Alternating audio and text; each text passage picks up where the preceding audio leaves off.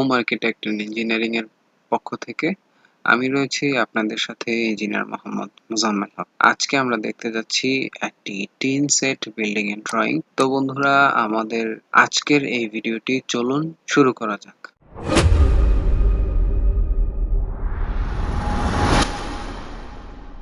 এটি হচ্ছে আমাদের আজকের টিন শেড বিল্ডিং ড্রয়িং। বন্ধুরা, এই ড্রয়িংটি আমরা তৈরি করেছি একটি 4 চাল বিশিষ্ট ঘরের জন্য।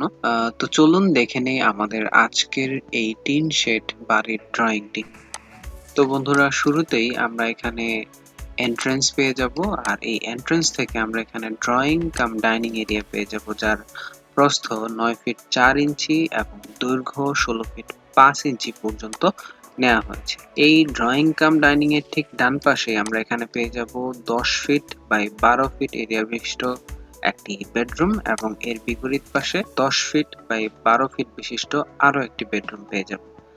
এবং এর ঠিক সামনেই রয়েছে এই ইউনিটের কমন টয়লেটটি, যা কিনা 7 ফিট 6 ইঞ্চি বাই 4 ফিট প্রস্থ বিশিষ্ট একটি কমন টয়লেট। এর সাথে রয়েছে 12 ফিট দৈর্ঘ্য এবং 12 ফিট প্রস্থ বিশিষ্ট একটি বেডরুম, যার বিপরীত পাশে রয়েছে 12 ফিট দৈর্ঘ্য এবং 12 ফিট প্রস্থ বিশিষ্ট একটি মাস্টার বেডরুম। এই মাস্টার বেডরুমটির সাথে থাকছে 4 ফিট প্রস্থ এবং 7 ফিট 6 ইঞ্চি দৈর্ঘ্য বিশিষ্ট এই মাস্টার বেডরুমের একটি টয়লেট। এই ইউনিটের কিচেন ফ্যাসিলিটি হিসাবে থাকছে 5 ফিট 4 ইঞ্চি প্রস্থ এবং 8 ফিট 1 ইঞ্চি দৈর্ঘ্য বিশিষ্ট একটি কিচেন স্পেস।